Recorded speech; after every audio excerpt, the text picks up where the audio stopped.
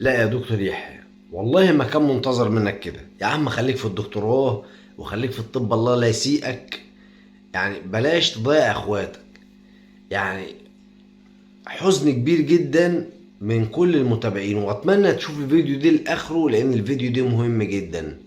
وندعي لحسن حوارات بالشفاء العاجل، ربنا يشفيه ويعافيه من اللي جراله بسبب يحيى.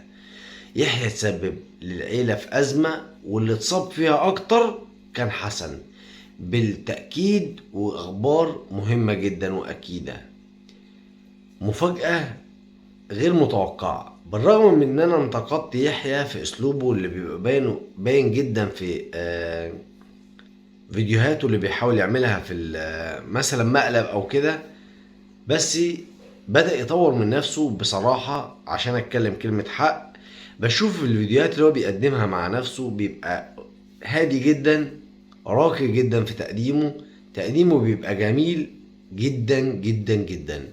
ودي كلمة حق ولا في حق يحيى، بالرغم من ان انا اول واحد انتقدت يحيى في ان هو مش عارف يقدم محتوى كتمثيلي، مش عارف يقدم محتوى. بس هو الظاهر ان هو سمع لفيديوهاتنا واقتنع وبدأ يقدم محتوى بصراحة. بالرغم ان هو محتوى يعني دون المستوى يعني المتوقع من حوارات، بس بصراحة عن نفسي بحب اقعد اتفرج على يحيى وهو بيلقي اسلوبه في الكلام، اسلوبه في الهدوء.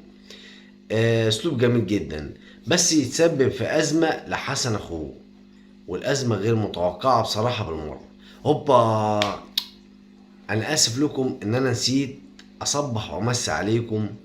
ان كان الفيديو يوصل لكم بالنهار فاحلى صباح على عيونكم وقلوبكم، وان كان الفيديو يوصل لكم بالليل فاحلى مسا على حياتكم وعيونكم.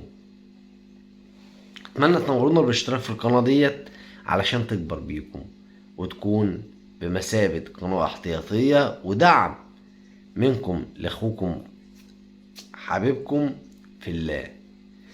شكرا لكل اللي وقف معانا ودعمنا بالاشتراك او اللايك او حتى كومنت.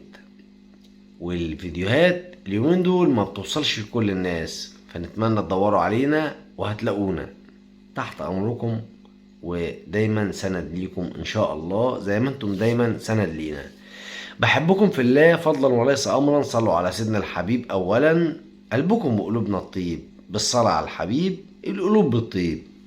اللهم صل وسلم وبارك على سيدنا محمد وعلى آل محمد وعلى آله وصحبه وسلم أجمعين.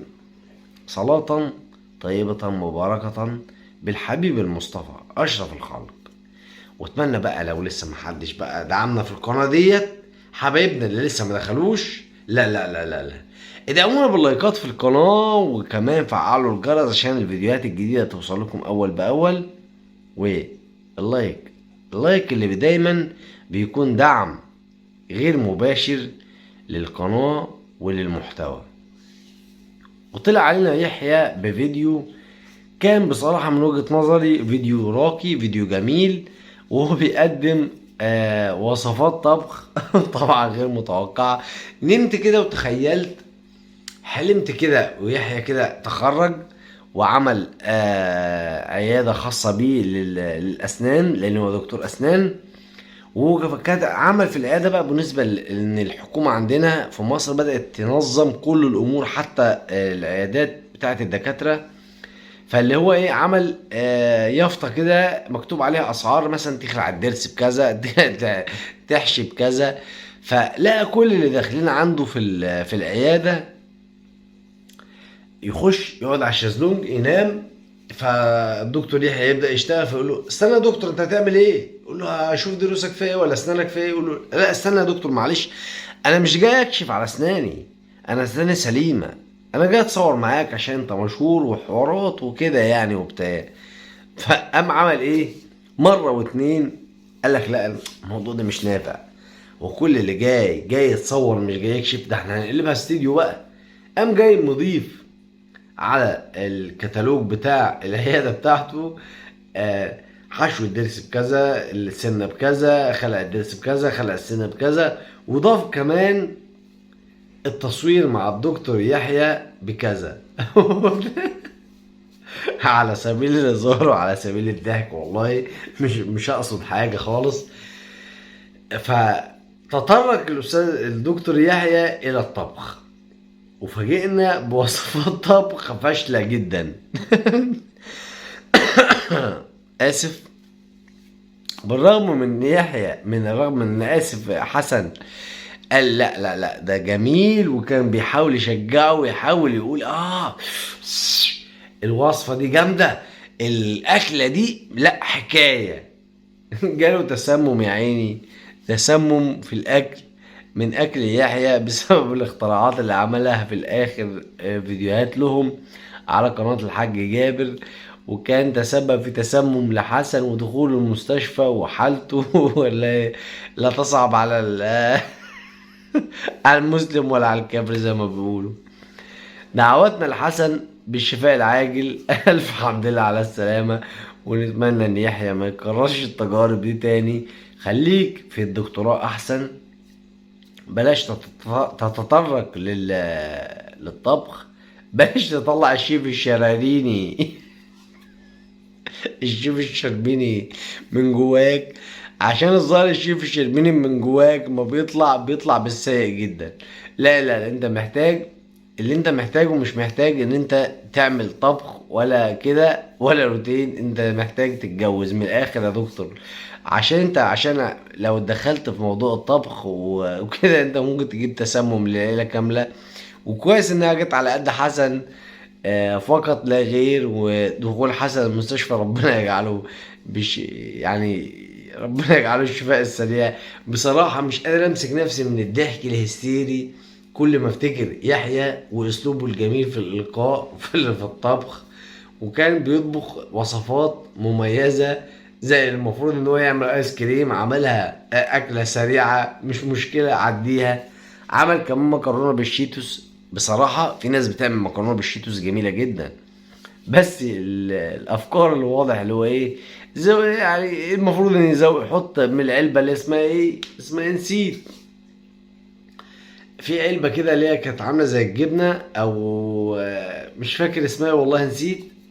كان المفروض يحط معلقة واحدة، قال لك يلا ضيف بالبركة. وطبعا لما ضاف بالبركة عملت تلبك معوي لحسن، وحسن في حالة صعبة جدا. دعواتكم لحسن بالشفاء العاجل، نتمنى يقوم بالسلامة من الأزمة المعوية اللي تسبب فيها يحيى. ونتمنى ان يحيى يلتفت لدراسته والدكتوراه بتاعته ويقدم لنا محتوى يكون خاص بالدكتوراه وخاص بالأسنان ونستفيد منه. نحافظ على أسناننا ازاي، نحاول نبتكر أفكار جديدة للحفاظ على أسناننا كده، يعني تكون بيضاء حادة قوية متينة. ضرس بايظ نحشيه ازاي، كلام من الكلام ده، وده هيكون أجمل جدا. نحاول نستفيد منه في الأيام اللي جاية من الدكتور حسن، من الدكتور يحيى، آسف، من الدكتور يحيى. نحاول نستفيد منه على قد ما نقدر، ونتمنى يقدم لنا محتوى يكون خاص بالدكتوراه بتاعته، وبلاش يتدخل في الطبخ عشان ما يسممش العيلة كلها ويتسبب في القضاء على العيلة كاملة. ربنا يسترها. والحمد لله ان الاولاد اللي كانوا من نفس الاكل ما حصل لهمش حاجة. حسن شكله بس في بطنه فافي شوية. نتمنى صلاح الحل والمحل. اشتركوا في القناة دي، تفعلوا الجرس عشان يوصلكم كل جديد، عشان الفيديوهات اللي جاية ان شاء الله تعجبكم وتكون عند حسن ظنكم. بنحب العيلة ونحب المحتوى الجميل، بنشجعه وندعمه بكل ما أوتينا من قوة وما أوتينا من علم. بنحبكم في الله. صلوا على سيدنا الحبيب، وما تنسوش اللايك والاشتراك علشان يوصلكم الفيديوهات الجديدة أول بأول.